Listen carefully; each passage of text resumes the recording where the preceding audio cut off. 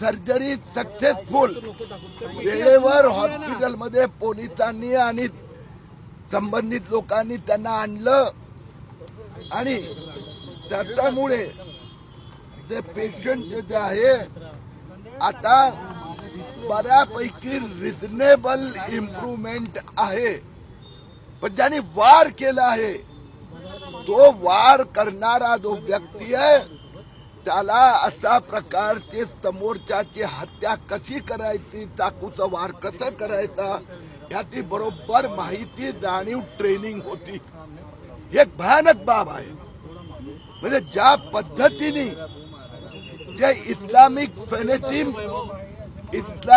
फेनेटिझम supported by terrorism जे महाराष्ट्रातल्या काही ठिकाणी वाढवण्याचं षडयंत्र, मीरा रोड मध्ये, नव्या नगर मध्ये एक पण हिंदू राहू नये म्हणून अशा प्रकाराने ठरवून हिंदू कर्मचारी, एम्प्लॉई, नागरिकांवर हल्ले केले जातात, धमक्या दिले जातात.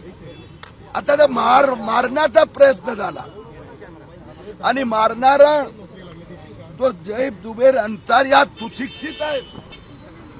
हे जे आंतरराष्ट्रीय षडयंत्र देवेंद्र फडणवीस सरकारने नोव्हेंबर 2024 मध्ये उघडकीस आणलं होतं.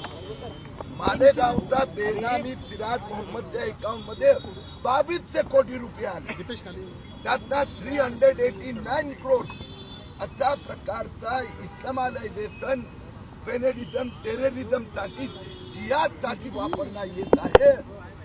त्यातलं हा एक वेगळा प्रकार आहे, नया नगर जिहाद. पण आपण दुसरं हेही बघितलं आहे की एका बाजूला नाशिक मध्ये कॉर्पोरेट जिहाद, आरोपी कोण, दानिश आणि तौसिफ. अमरावतीमध्ये कोचिंग क्लास जिहाद, आरोपी अयान अहमद. अग्रीपाडामध्ये पुन्हा एकदा IT कॉर्पोरेट जिहाद, तिथला आरोपी अशरफ सिद्दीकी. परवा घाटकोपर मध्ये 2 5-7 वर्षाच्या मुलींवर रेप करण्याचा प्रयत्न झाला, आरोपी फिरोज इक्बाल. तर हे जे चाललंय हे आम्ही सहन करणार नाही आणि एक याच्या मागे जे पैसे, जे माफिया आहेत यांना पकडून जेलमध्ये टाकलं जाणार. या प्रकरणाची पण पूर्ण खोल चौकशी होणार आणि हा जैब जुबेरचा मागे कोण, पैसे कुठून, ट्रेनिंग कुठून, हे सगळं तपास केला जाणार.